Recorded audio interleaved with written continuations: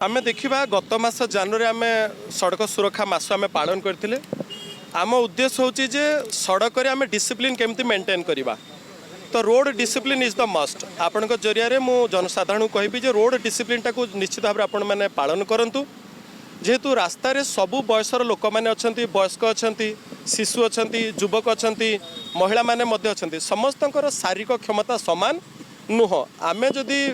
युवपीढ़ी अच्छे आम जो तरतर भाव में स्पीड रे गाड़ी चलेबा आमर किसी जो गलत गाड़ी चलेबा जो हो पारे कौन वयस्क लोक बा शिशु से भ्रमित है दुर्घटनार सामना करें आम मैंने सदाबले चेष्टा करवा रोड में श्रृंखलित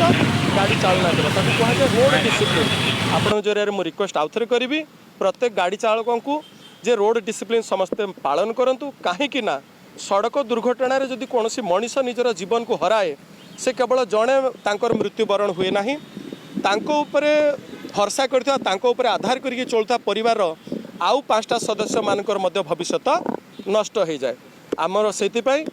रास्त प्राय जिते अच्छा मुख्यतः आमर परिवार चलुवा रोजगारक्षम व्यक्ति ही रास्त प्रायतः था गोटे रोजगार जो बंद हो जाए गोटे शिशुर भविष्य खराब हो जाए गोटे युवपीढ़ी भविष्य खराब हो जाए वृद्ध बापा माँ औषध खर्च छुआर पाठपढ़ा खर्च तांको जरिया चले आपन को आउ थे विनम्र अनुरोध आपण जरिया रोड डिसिप्लिन करूँ फाइन इम्पोज कर उद्देश्य नुह केवल आपण मैंने जमी हस खुशी सहर को बाहरी निजर काम धाम कर सेमती हस खुशी निज घर को फेरीजे यहाँ ही केवल आमर उद्देश्य आम रहा सबुठ बड़ जिनस हूँ आम यू टर्न नहीं जाऊे तरतर होचे आम 2 मिनिट जो रेड सिग्नाल हो जाऊे आम अपेक्षा करूना आम गोटे विकल्प पंथा खोजे से विकल्प पंथा आपण सक्षम अच्छा किंतु सामने जो गोटे वयस्क 65 वर्षर व्यक्ति अच्छा महिला जड़े गाड़ी चलाऊँ से तो सक्षम हो न पारती आपणकर ये विचलित भाव में गाड़ी चलवा जो से दुर्घटनार सम्मुखीन हो पारती मु सदाबले कहूँ गोटे मिनिट तरतर होगी आम आउ जनकर जीवन को एवं निजर जीवन को बाजीरे लगेवा ना उद्देश्य केवल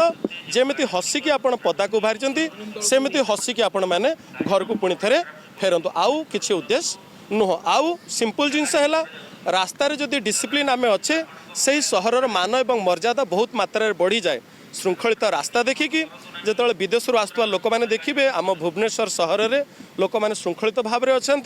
आमर गोटे सम्मान बढ़े आम सहर सम्मान बढ़े जे ये नागरिक गुड़ा श्रृंखलित आउ उद्देश्य आमर आउ किसी नुह आपण मैंने सुरक्षित रहतु अन्य मानक सुरक्षित रखु आम सहरर मान मर्यादा अंतरराष्ट्रीय क्षेत्र में बजाय रखु धन्यवाद।